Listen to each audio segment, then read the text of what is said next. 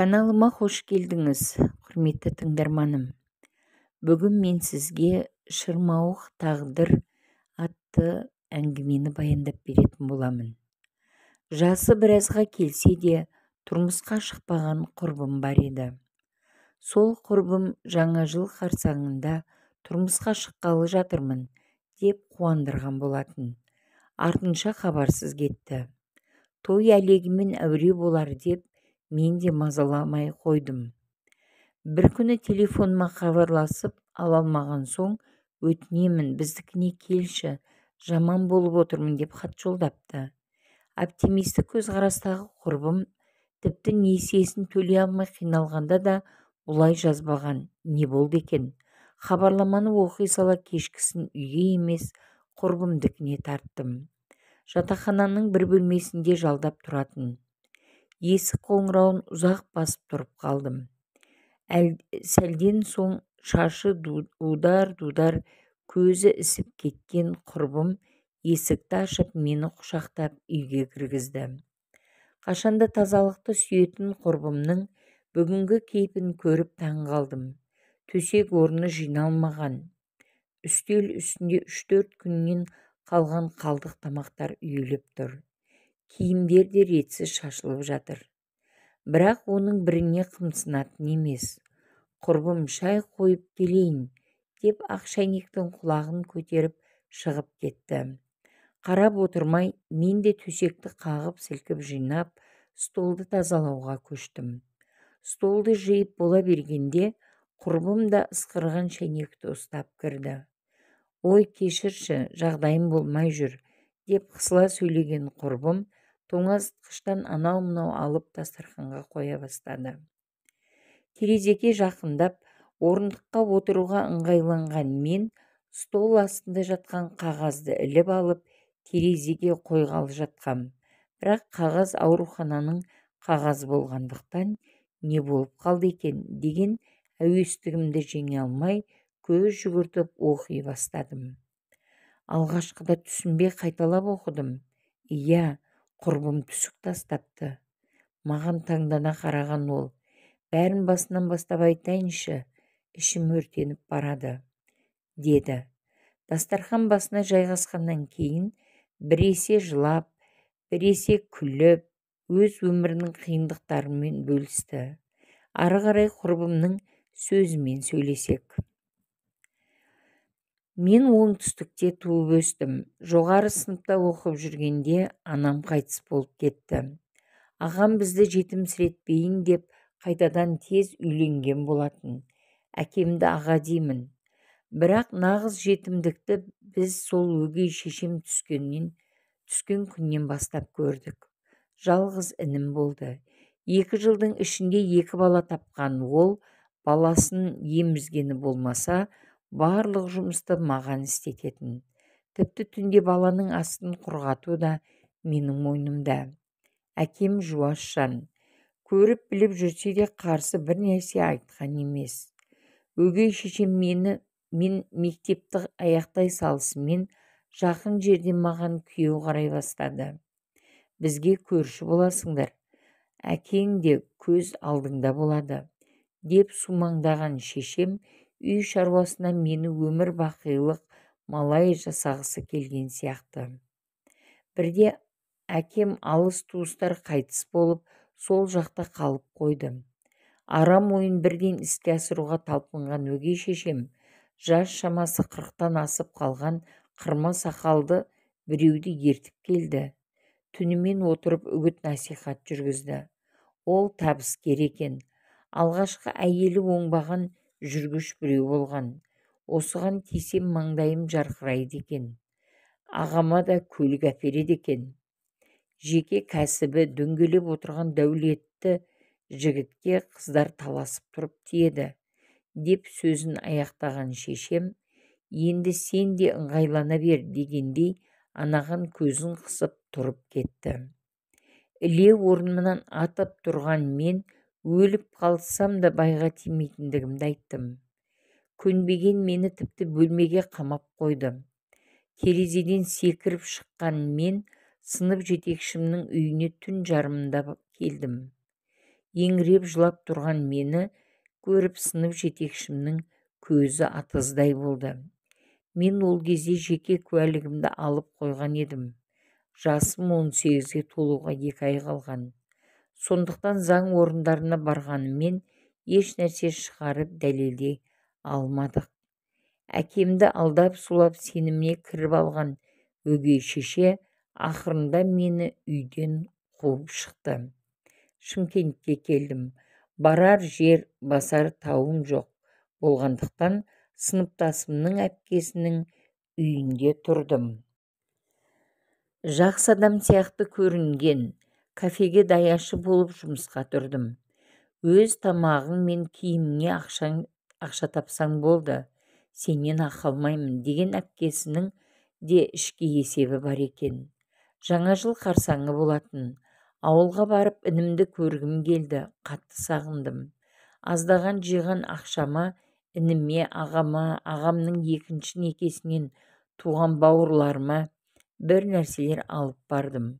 Барғаныма 2 күн өтпей жатып, Анар әпше, сыныптасымның әпкесі, звондап шақырып алды. Үйге келсем, Анар әпше мен тағы бір орта жастағы әйел отыр екен. Жаным күнім деп отырып, мені өз ұлына айттырғалы отырғандығын жеткізді. Суретін де көрсетті. Бойы ұзын, келбетті жігіт екен. Мынандай әдемі жігітке қалай қыз қарамайды? Неге мені таңдады? Деп ішімнен ойласам да, келісімімді бердім. Бермеске амалым жоқ еді. Анар әпше қашанғы мені үйінде ұстасын. Солай Бәйдібек ауданына өз аяғыммен біреуге келін, біреуге жар болуға бардым. Барғаныма өкінемін деп ойлаған жоқпын. Болашақ күйеуің сыртта жүр дегенді желеу етіп, беташардан кейін бірақ көресің деді. Кеш батты, шымылдық ішінде отырған едік. Есік жақ тарпылдап кетті. 2 жігіт иық тірестіріп бірге кірді. Шыққыр көзім көрмей-ақ қойса болар еді. Күйеуім Даун синдромының ауыр түрімен ауыратын болып шықты. Біреу жетектеп жүрмесе өз бетімен жүре алмайды. Тамақты да қасықпен беру керек. Таң атқанша жылап шыққан мен таң атысымен 1-ші автобуспен Шымкентке келдім. Қалтамда бар жоғы 10 000 теңгедей ақша бар. Одан Алматыға келдім. Бірақ қайда жүрмейін арымды сақтадым. Алматыға келген соң алғашқы күндері вокзалға түнеп жүрдім. Бір күні бір апай жаны ашып, бір дүкенге алып келді. Сол жерде қона жатып, сауда жасадым. Аяғыма тұрған соң пәтер жалдап, саудаға шықтым. Кейін базардан өткен суық шекемнен шығып, осы жұмысыма ауыстым. Бір күні асығыс таксиге отырайын деп қолымды көтергем. Жаныма қара түсті шетелдік көлік тоқтады. Алдына отырғызып алған жігіт жол бойына ана-мынаны сұрап танысып алды. 2000-ға майдам жоқ деп телефон нөмірімді сұрап алды. Ертесі байырғы танысындай өзімсініп хабарласып тұр. Ешқандай жігітпен жүріп көрмеген мен байғұс, оның тәтті сөздеріне басым айналып қалды. Қарапайым жігіт күзетші болып істейді. Қолы боста жеке көлігімен адам тасып нәпақасын айырады. Ата-анам кәрі, мен ғана жұмыс істеймін, сондықтан ақшам жетпейді дейтін. Мен оған сеніп анаңа апарып бер деп азық-түлік әперіп жіберетін едім. Өйткені ол менің сеніміме кірген. Екеуміздің жүріп жүргенімізге 6 ай болғанда аяғым ауырлады. Ол кезде Мақсат түбегейлі менің үйіме көшіп келіп алған болатын. Мақсат қуанған сияқты болды, бірақ заңды некеге тұруды кейінге шегере беретін. Бір күні жұмыстан келсем, бөлменің алдында бір баланы жетектеп, бір баланы құндақтап алған жас келіншек күтіп тұр. Маған келген екен, бөлмеге кірдік. Сөйтсем мақсатым нағыз өтірікшінің өзі болды. 2 баланың әкесі екен. Мақсат мені ата-анасымен, тіпті бір туысымен таныстырып көрген емес. Ана келіншек дәлел ретінде той суреттерін де ала келіпті. Екі баланы жетім етемін десеңіз, өзіңіз біліңіз, деп бір-ақ ауыз сөз айтты. Бір ауыз сөз өмірімнің күл-талқанын шығарады деп кім ойлаған? Өзім жетімдіктің азабын бір кісідей білемін. Енді кінәсіз балаларды әкесінен айырғым келмеді. Мақсат келгенде жүктерін жинап, есік артына қойған едім. Бәрін түсінген сияқты, үндемей кетіп қалды. Тіпті телефон нөмірін ауыстырып тастаған. Ал мен баланы дүниеге әкелгенде кім қарайды? Тағы бір жетімнің санын көбейтемін-ау, босқа деп ішім қанжылады. Мақсаттың ұрпағы ғой, далаға тастамас деп баланы туып соларға жаздырмақ болдым. Бірақ бір күні Құдай азабымды жеңілдетейін деді ме, жолда байқаусызда көлік қағып кетіп, баланы түсіріп алдым. Міне осылай тағдырымның басы-аяғы жоқ шырмауық болып кетті. Анам өмірден қайтқанда бағым бірге кеткен екен. Қазір мен есік көрген, бала көтерген келіншекпін, ешкімге керексіз. Жоқ, сөзімді бөлмеші, тіпті өмірге деген құлшынысым қалмапты. Біраздан бері таныс болсақ та, құрбымның басынан осынша оқиға өткенінен хабарсыз болғаныма налыдым. Егіле тыңдап, мән-жайды түсініп, құрбыма қалай көмектесемін деп ойлаған мен, ертеңгі бірінші шаруам оны таныс психологқа апару болсын деп шештім. Түнімен таныс психологтың нөмірі ауысып кеткендіктен таныстардан сұрастырып, әрең тапқандай болдым. Онда да жұмыс нөмірін ертесі сағат 9-ды әрең болдырған мен, психологтың жұмыс нөміріне қоңырау шалдым. Көмекшісі жазылу тек келесі айға жүзеге асатынын, отбасымен демалысқа кеткендігін сыпайы түрде жеткізді. Қап, енді қайттым. Бірақ жұмыс аяқтала салысымен тағы құрбым тұратын ауданға тарттым. Бұл жолы есікті ұзағырақ қағып тұрып қалдым.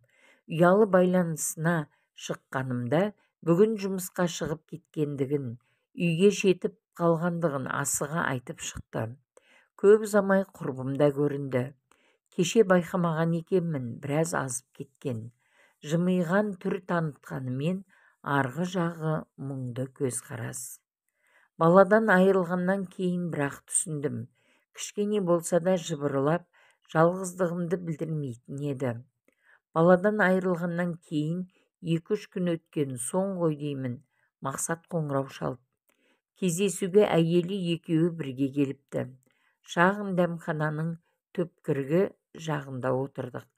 Екеуі маған қарама қарсы отырды. Мақсатта үн жоқ, төмен қарап отырды.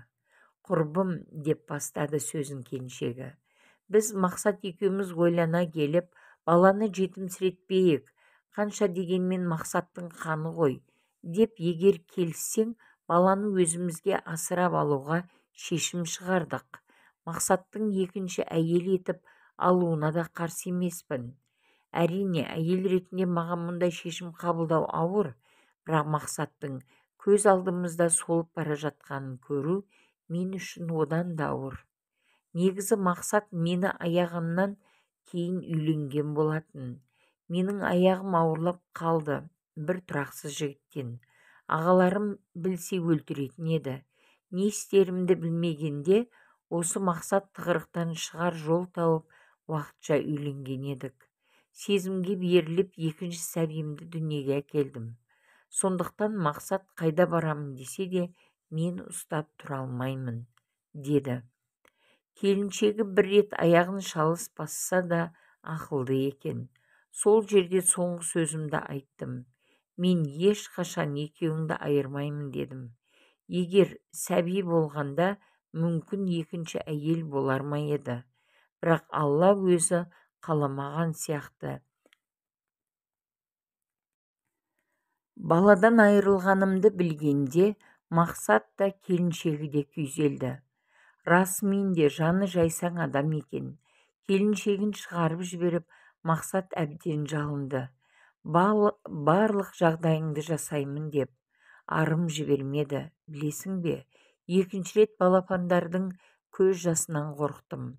Ал бүгін не болғанын білесің бе? Бүгін мен кассир болып істейтін ауруханаға бірінші күйеуім келіпті. Әрине, қасындағылардың сүйемелдеуімен ғой. Анасын көлік қағып қайтыс болған екен. Баласын туыстары мүгедектер үйіне өткізуге әкеліпті. Біздің ауруханада зерттеу қорытындысын тез беретін болғандықтан келіпті. Жаным ауырды. Шешесі баласын мүгедек болса да жақсы көретін еді. Бұл жағдай ауыр психологиялық салмақ болды. Азырақ әңгімелескен соң біз қоштасып, мен үйіме қайттым. Шет елден қайтқан таныс психологтың қабылдауына құрбымның нөмірін жазып, өзім күйбең тіршілікпен алысып, біраз уақыт хабарсыз кеттік. Бірақ бір күні аяқ астында келген хабарламада тұрмысқа шыққалы жатырмын деген жазуды оқып бір қуанып, бір шошып қалдым. Жұмыстан кейін жатақханаға қарай жедел аяғымды нығыздай баса жеттім. Құрбым күлімдей қарсы алды. Жаңа махаббат хикаясын тыңдауға әзірмісің? Әзір екендігімді білдіріп басымды изей түстім. Сен таныстырған психологке көрінген соң өзімді мықтап қолға алуым керектігін түсіндім. Өзімді қолға алып жұмысымды жігерлендіре атқарып жүрген едім. Бір күні үйге ішкі істер бөлімінен хат келіпті. Мені қаққан машина иесі үлкен көлемде айыппұл төлетпекші екен. Ал мен барып арыз жазуым керек. Шынымды айтсам, зауқым болмады. Бөлімге барып арыз жазбайтындығымды, еш нәрсе талап етпейтіндігімді айтып кеткен едім. Не үшін, не себепті деп тықақтаған сержант ақырғы аяғында баладан құтылғысы келіп көлікке өзі жүгірді деген хаттама толтырып алыпты. Психолог жайына қалды.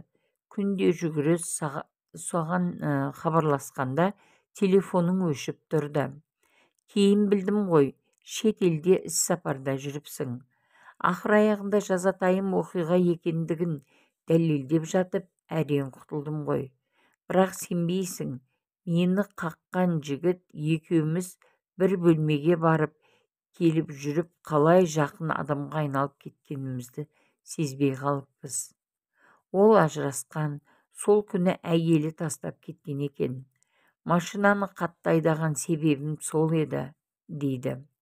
Бір жамандықтың бір жақсылығы болатындығына сендім. Иә, мен бауыр етіммен айырылған шығармын, бірақ бақытымды таптым. Үнсіз тыңдаған мен құрбымды ақырын құшақтап, сен бақытты болуға лайықсың, деп сыбырладым. Көзіне жас толған құрбым күлімсірегісі келген еді, алайда жылап қоя берді. Шырмауыққа толы өмір сүрген құрбымның жақында тойы.